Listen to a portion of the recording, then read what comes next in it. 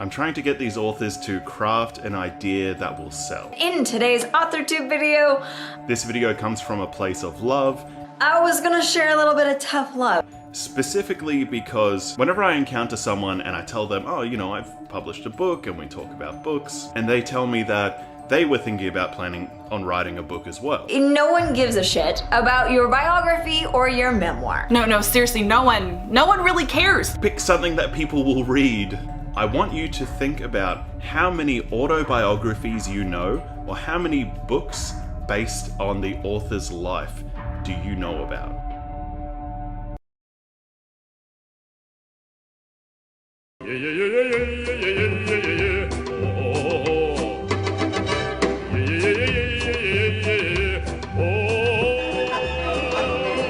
No one really cares. These books just do not sell. These books are not popular, that's why we don't know about them.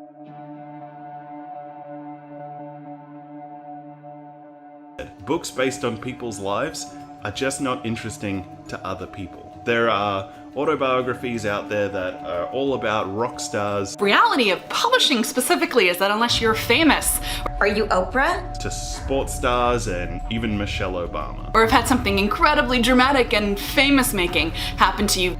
Are you like Neil Armstrong? And the fact is, the vast majority of people aren't even going to think twice about reading their books, even though they are the most famous, incredible people that have done the most incredible things for the world.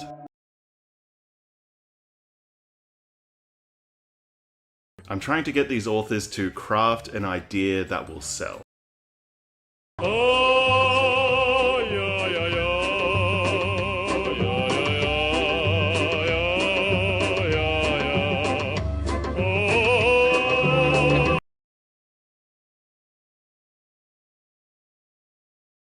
If the answer is no, They're not going to publish your memoir. no one cares. But get off Reddit. Seriously, I see you on Reddit. I have seen all the posts on Reddit. Sure, write it. Get it down on paper. Write it anyway, because all writing is practice, but You probably won't get it published. you're probably not gonna get it published. And if you self-publish, you're not gonna sell a lot of copies. Write it for you for kicks if you want to. And then you can take elements of your life story and put it into pieces of fiction. That's some real harsh talk aside from fiction. No one cares about your memoir. This shit sets me off. Listen to me when I say they will never go away. Run. Welcome to the jungle.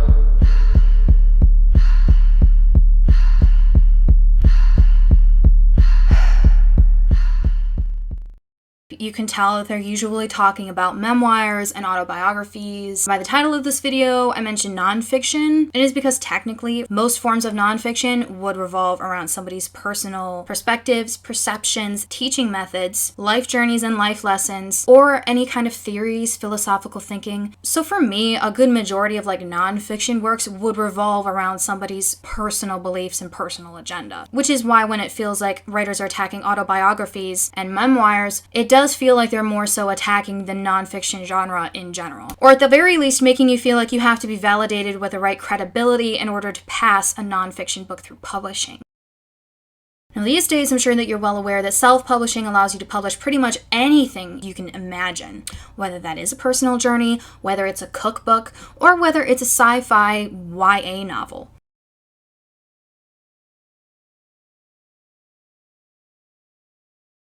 Hello everyone. Today I am grateful because I get to share some exciting news with you.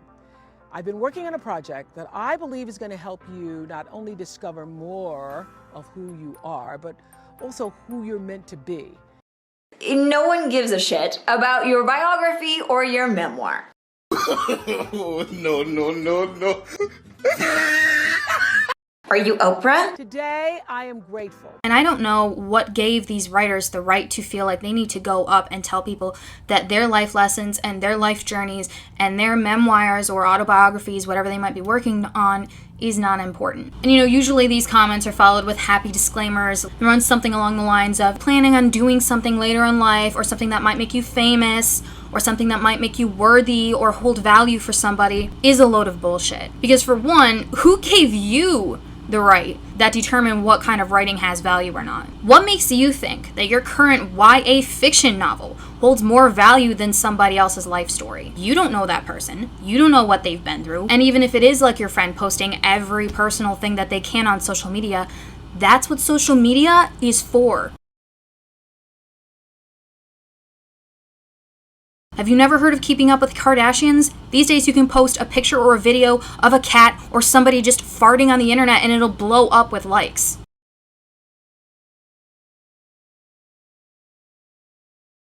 So not only is this advice ignorant, but it's also extremely outdated. These days anybody can be famous for anything. But at least writing a memoir would require a little more work than just posting something on the internet. You can relax. Your friend's not going to steal your book sales. So this video, while being a little heated, is going to go through the reasons of why you can go ahead and write that autobiography. For one, you don't know what anyone will become. You don't know what they've learned, you don't know what they've already been through, and you have no idea whether or not their life and their lessons and their story might hold value for somebody else. You have no idea of whether someone is planning on becoming a motivational speaker, or somebody who might want to be an influencer, somebody who might just want to make a cookbook because they think that their recipes are bomb. So who exactly are you to take that away from them? Number two, every perspective is valuable. Everyone has something to offer. It doesn't matter if it feels as useless as the Kardashian family and their reality TV show, or something as philosophical as Jordan Peterson's life advice. Would you tell Jeanette Wall that she shouldn't have bothered writing The Glass Castle? They're so polluted they can't even see the stars. Real as it gets, kids. You learn from living. The kids are tired of moving to a new town every time you lose a job. All this running around is only temporary. We just need perfect location, then we can get to work on our castle. This place doesn't have any running water or electricity. Ignore her. She was born without vision.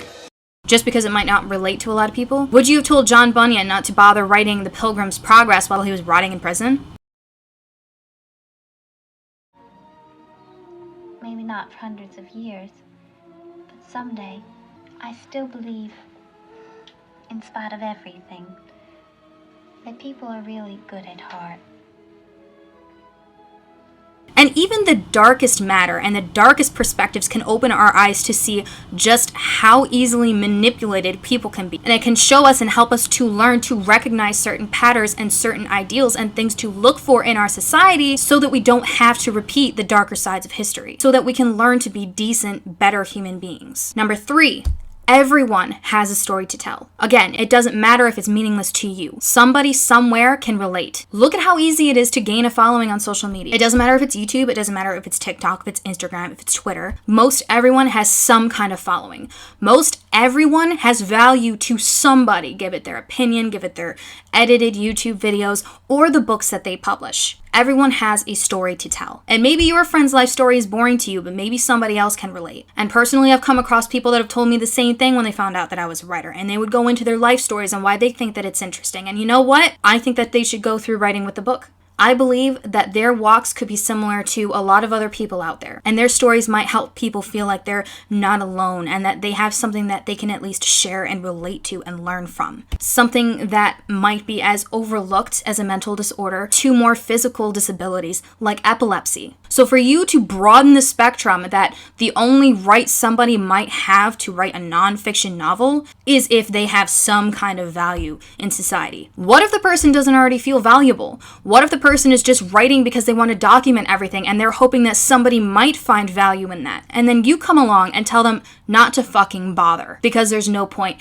because nobody cares. Do you know how heartless that sounds? Do you know how ignorant and arrogant and condescending that sounds? Do you know how many people you probably crushed with that generic statement? Number four, sometimes people need to write these things out, whether they publish it or not, to reorient themselves. Personally, I could never stand keeping a diary. It's not until years later that I look down the line at where I've gone and where I've come from that I can see how I've become the person that I am today, why I feel so strongly about certain things, and why I feel like my story is important to tell, why I feel like that it might have value, even if it's just for one person out there. that one person is worth it. What I don't understand is how these writers can sit there and believe that people are coming to them because they believe that they're an expert in every field of writing. Maybe you have a specialty, or maybe you're just starting out and you really don't even know the half of what you're talking about.